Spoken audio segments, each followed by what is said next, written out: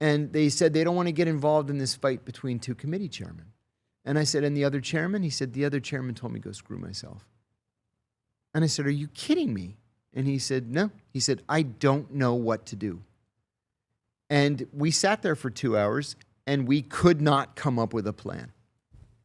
And it's because there is no oversight.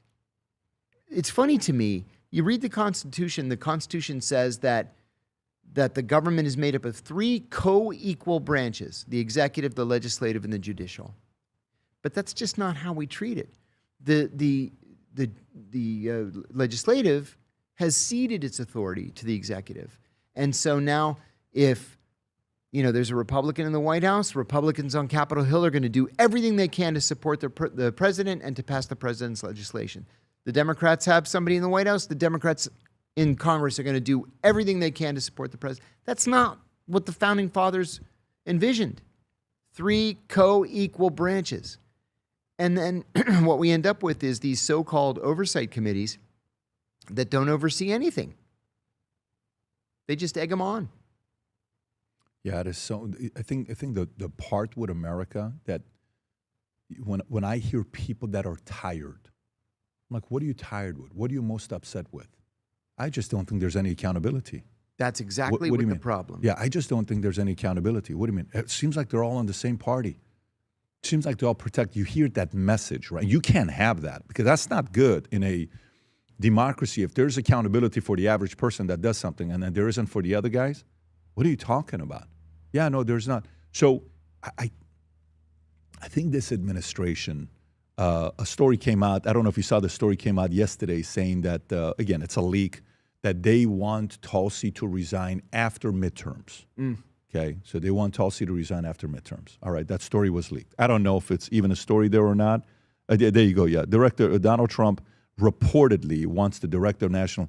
Okay, who knows what these stories are? Like we asked you earlier, what stories do they leak, what do they not, and you kind of test the market. Yeah, exactly. Who knows what this is, on how they're dropping a story. But to me, if there's anything, this administration has a shot at increasing the score the people have in the CIA, in the FBI, in the U.S. government a little bit more.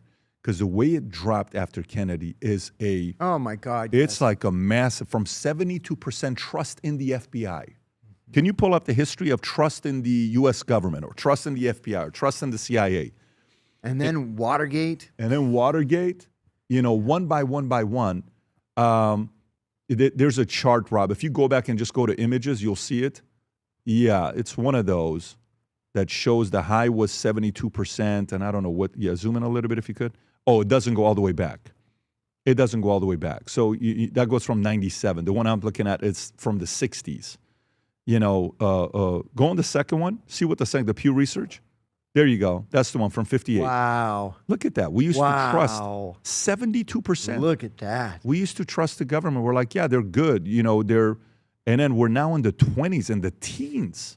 And that's 15. I would assume it's even lower today. Like even 9/11, it was barely 50%. Yep. That's right. Even 9/11 was 50%. At least we're like, look, they're the good people. They're here to protect us. Yeah.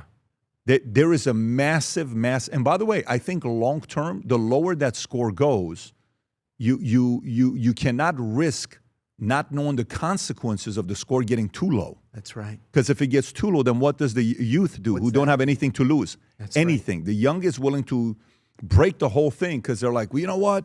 You guys are not doing anything. You guys are all protecting each other. You guys are.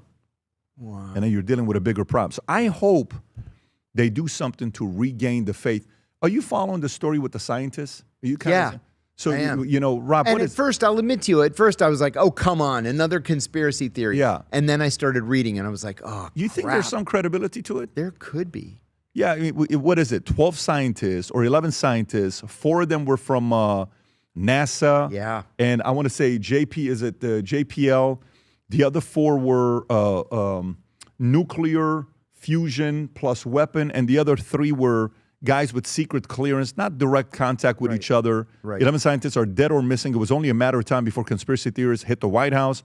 A haphazard grouping of recent cases emerged from the one paranormal investigator described as mystery mongering, data mining. It also made the ideal fodder for the president and our leading media personalities alike. Okay, so I don't know if I'm fully there. Okay, I don't know if I'm fully there that something's going on. But one of the guys, his name is it David Whitlock?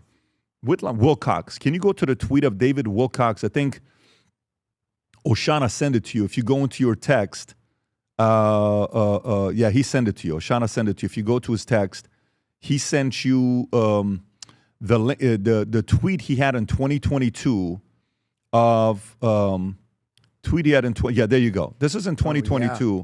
I plan on living, not suicidal at all, just concerned about what happens when you prove God is real. Okay, this is 2022, 3.5 years ago. Go a little bit lower, Rob.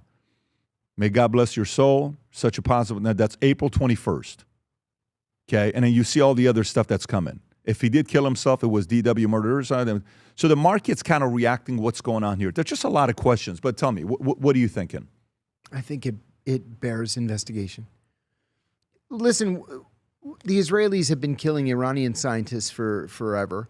We probably kill scientists. Other countries likely kill scientists. I have no idea if these guys are connected. I mean, apparently, work-wise, they're not connected, but maybe there's a foreign actor out there that has a policy that requires, you know, a technological setback, and you do that by killing scientists. I don't know. Rob, what do you know? What do you know about the 11 scientists? Because they're saying they were working on stuff. They had certain patents. They had certain things they knew about. You know, some of it related to the UFO. I mean, you got to realize this is like a beautiful, you know, a playing field for guys that want to go into, you know, maybe there's something there. Maybe they're doing this. Maybe the aliens. Maybe they're hiding it from us. But you and I were joking before we went on about Minect. Well, maybe it wasn't you. It was one of the guys. We were talking about Minect, and a lot of the requests that I get on Minect are related to UFOs. And I always say the same thing. My very first question on my very first day at the CIA, when I met my boss for the first time for lunch, where are the UFOs?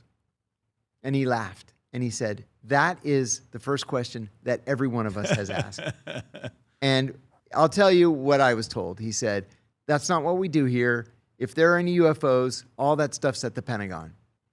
Well, we always get a chuckle out of that. But when I was 17 years old, my mom and dad bought a restaurant in a neighboring town. We lived in Newcastle, Pennsylvania. This restaurant was in Sharon, Pennsylvania. It's only 15 miles away, but you have to go through Amish country, thus my dislike of the Amish. So you have to go through Amish country to get there. And the Amish don't use electricity, so it's very